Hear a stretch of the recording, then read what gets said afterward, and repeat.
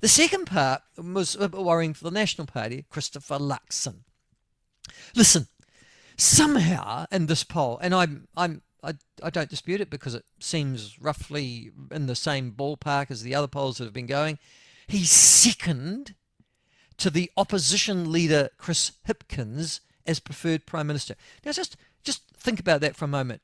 He's second as the preferred Prime Minister to the opposition leader, Labour's Chris Hipkins.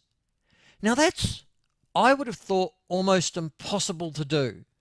That's an almost anatomical feat to rate like that.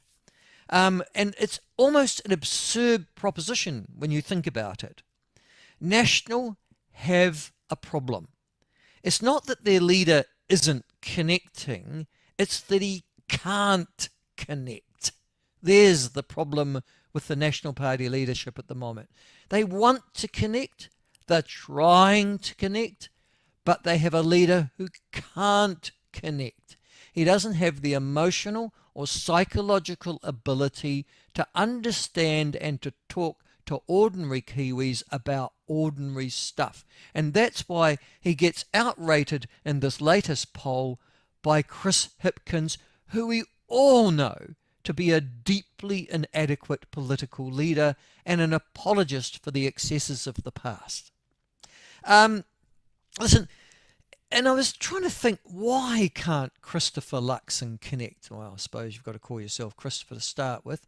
But the second one is he's running scared of media organisations like the Platform. Now, just quietly, I don't understand why. Why would you run scared of a media platform like the Platform? Just quietly. His media team seem to be doing a piss-poor job, or alternatively, Biden-like, they're hiding him from anything that looks like risk. I mean, that's the only two options you've got. They're either doing a really bad job and they're not competent, which is entirely possible, or alternatively, they're hiding him in the same way that Joe Biden was hidden from public view. Now, they let Christopher Luxon out, to be fair, and to be fair to Christopher Luxon, he doesn't need special shoes or to have everything written for him, or decide to plunge off into an abyss and stop speaking and gaze into the distance like Joe Biden did. But it can't be very far away, can I just say, on the basis of his inability to connect with the average New Zealander. And the third thing was this, and perhaps this is more worrying out of the two. Yes? What, more worrying than the economy buoying in the toilet and our Prime Minister being able to psychologically connect? Yeah.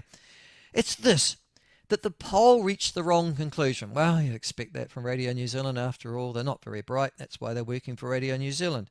It's a sort of like, oh, I don't know. It's local government of the media, isn't it, really? You've got a job for life.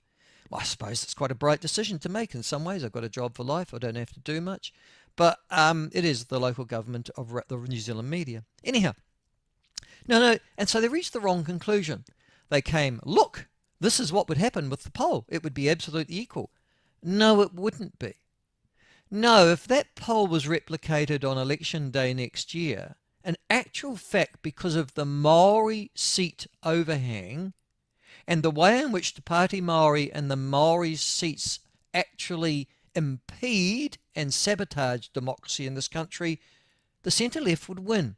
And they wouldn't win because they got more votes. Now, this is really important. They wouldn't win because the proportionality of Parliament was observed. This is important. They would win because of the Maori seat overhang. And that's where so Labour, the Greens and Te Pāti Maori would be able to form a coalition, not based on getting more votes. In fact, they could get less votes, but because the Maori seat overhang will exist. It would be the great ethnic steal, but I've got to say to you, it's an entire possibility next year, unless the National Party gets its act together or the economy turns around.